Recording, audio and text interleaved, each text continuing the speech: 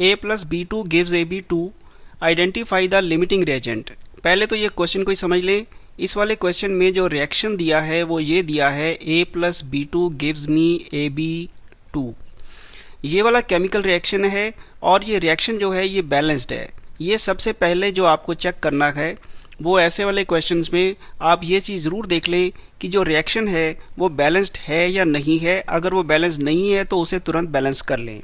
अच्छा, इस वाले केस में हम देख रहे हैं कि यहाँ एक है, वहाँ एक है, यहाँ दो हैं, वहाँ दो हैं, तो ये वाला रिएक्शन बैलेंस्ड है और ये इस टेस्ट को ये पास कर जाता है। अब वो कहता है आइडेंटिफाई द लिमिटिंग रिएजेंट अगर 300 एटम ए के और 200 मॉलिक्यूल बी के आपस में रिएक्ट करते हैं। यहाँ पहले कौन सी क्वांटिटी दी हुई है? ए दी हुई है। तो ये रिएक्शन को मैं यहीं से शुरू कर लेता हूँ कि यहाँ इसका जो 300 एटम है वो रिएक्ट करेगा 300 मॉलिक्यूल्स ऑफ बी के साथ। 300 क्यों? क्योंकि यहाँ भी एक था और यहाँ भी एक था और ये B2 था, इसलिए ये मॉलिक्यूल बना। इसका एक मॉलिक्यूल, इसका एक एटम, तो इसके 3 एटम और 300 मॉलिक्यूल आपस में रिएक्ट करते हैं। ये मैं ए को पहले लिख लेता हूँ।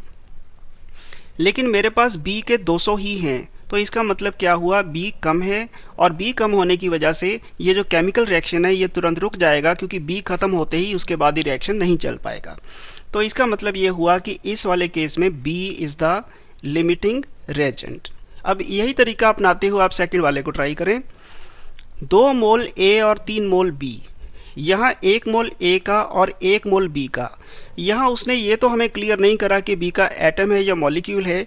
आप इसको यही मान लें कि उसका मतलब ये है कि जो भी बी है, चाहे वो मॉलिक्यूल है चाहे वो एटम है, उसको जो भी समझा जाए, यहाँ वो यहाँ ये कह रहा है कि यहाँ पे अगर 1 मोल ए का और 1 मोल बी का, बी को आप मॉलिक्यूल ही पढ़ेंगे क्योंकि यहाँ उसने क्लियर नहीं कर रखा।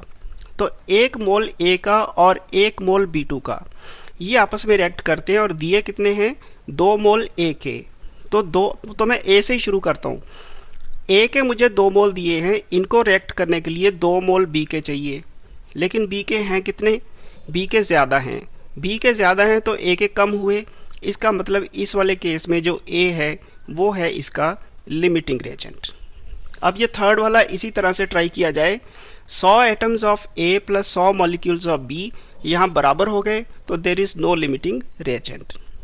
अब यहाँ पे इस वाले पे आइए। 5 moles of A and 2.5 moles of B. यहाँ भी वही स्टोरी है। 5 मोल्स ऑफ ए पूरी तरह से 5 मोल ऑफ बी से रिएक्ट करेंगे, लेकिन बी के कम है 2.5, इसलिए B will be consumed first.